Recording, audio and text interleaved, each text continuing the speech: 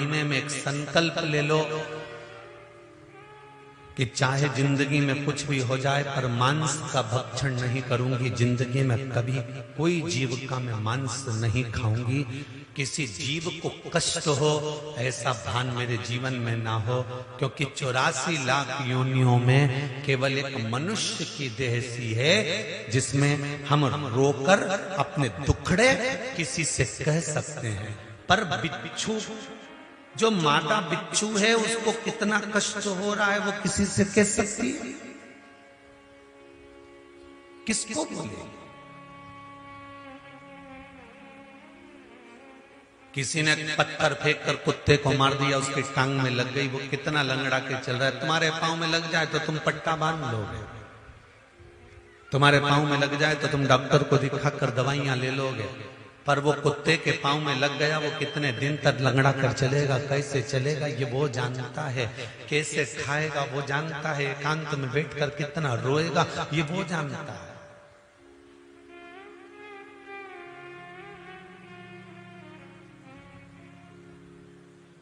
ये भोग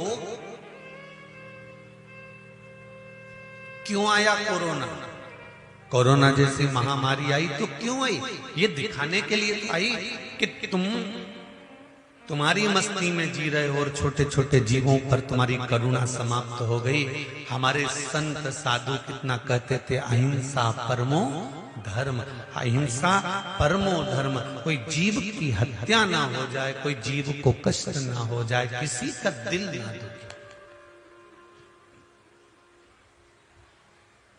ये चोरी करने वाली माताएं आती हैं, कई पुरुष लोग आते हैं चोरी करने के लिए, तुम्हारे गले का मंगलसूत्र चेन जरूर चुरा के ले जाते हैं, पर इन्हें कितनों के गले का मंगलसूत्र चुराया होगा, कितने के गलों की चेन चुराई होगी, उसके बाद भी आज भी इनकी तरक्की नहीं हुई। ये चोटे की चोटे।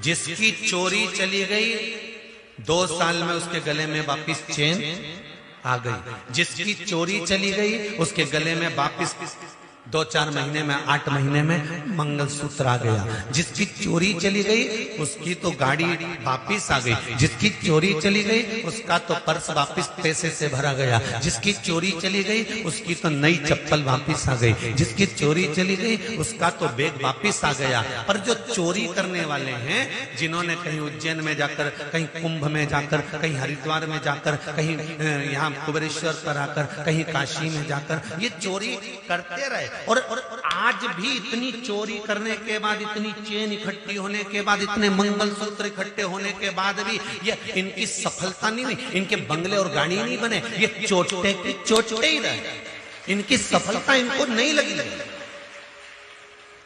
आज भी इनकी गणना चोटों में ही है।